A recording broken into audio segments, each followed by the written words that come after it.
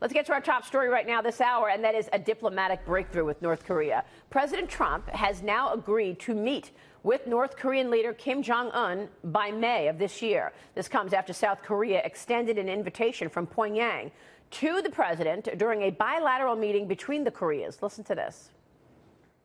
In our meeting, North Korean leader Kim Jong Un said he is committed to denuclearization. Kim pledged that North Korea will refrain from any further nuclear or missile tests.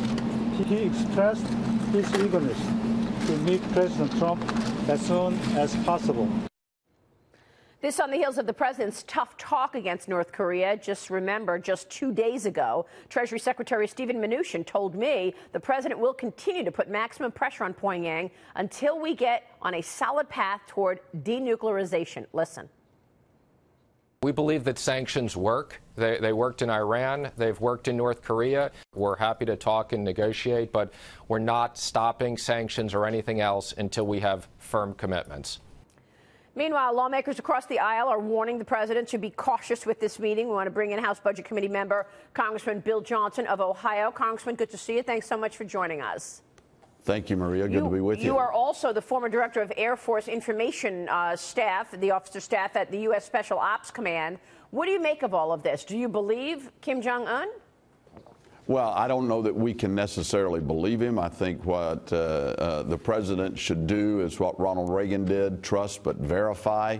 But I think this is potentially a breakthrough with tremendous potential benefits. But we do have to be cautious, absolutely have to be cautious. What does that mean, being cautious? I mean, we know that Kim Jong Un, for the longest time, has said they will never denuclearize.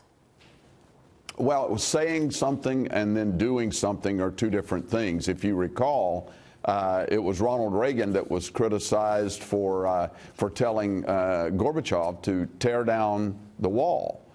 He would call the Soviet Union the evil empire in 1 minute, and then the next he would have the Soviet leader out at the ranch. So there's a human element to these negotiations, and I think the president is taking a big risk, but there is tremendous reward here in stopping and potentially thwarting a nuclear exchange that could kill hundreds of thousands, if not millions of people. I think it's a risk worth taking to find out if a breakthrough can be achieved. This is huge.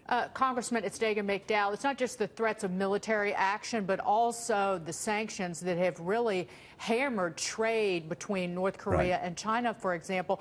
Do you think that we need to put the hammer down on sanctions, not only keep the pressure on, but again, be even more aggressive leading up to this meeting? Oh, that's absolutely essential. That's part of the trust but verify formula. We cannot back down at this point, and I would urge the president not to back down until we see some real action, and not just words, but action. You got to remember that the North Korean leader is the same man that killed his uncle and his half-brother, had them murdered to solidify his rule in North Korea.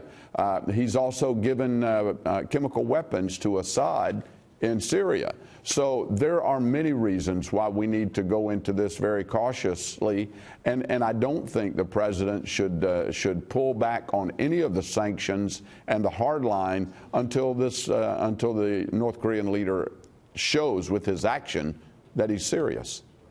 Wow. Meanwhile, President Trump is stepping up his fight to end unfair trade policies by signing off on the steel and aluminum tariffs. Let's talk about that. I want to switch gears here, Congressman, which they will go into effect now in 15 days. The only countries that could be exempt from these tariffs are Canada and Mexico. And now China is lashing out with a call for measures against imports of U.S. coal.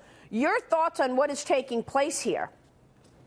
Well, I've read the actual documents, and while Mexico and Canada are mentioned, it actually opens the door to flexibility to any of our friends and allies with whom we have a secure relationship with to come to the table and ask for an exception or a waiver of these tariff policies. Look, we need to protect domestic production of these critical resources like steel and aluminum. Yeah. But we've got to balance the economics of it. I've been to the White House. I sat with the president when he met with members of the Senate and the House, and I know the president understands this critical balance. We have some tremendously large projects with foreign investment that are going to need that flexibility.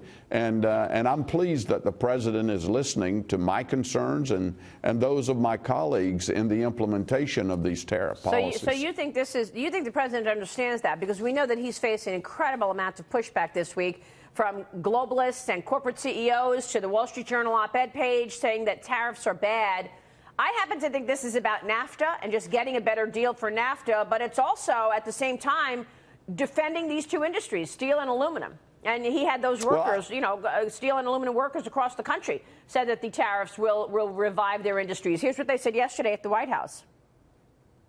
By these tariffs going into place, this gives us ability to come back to 100% capacity.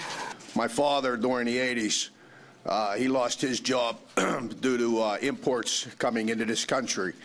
And I just want to tell you what that does to a man with 6 kids is devastating. So I never forgot that, looking into his eyes in my household, what that does to a family. So, Congressman, your thoughts here, because we know that while the steel and aluminum people are happy, the companies that are actually inputting the steel and aluminum that may see their prices go up are not as happy.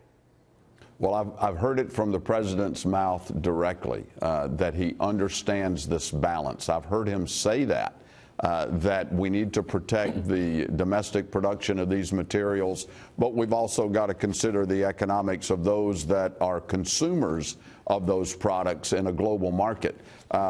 So I'm pleased that the president is adding some flexibility. I think the devil is in the details, Maria, and I think it remains to be seen how these tariff policies are going to be implemented. I'm certainly going to be monitoring it very closely. But right now, I think I'm pleased that there's an open door to flexibility for those countries with whom we have a secure relationship and for those projects that are going to create jobs here in America.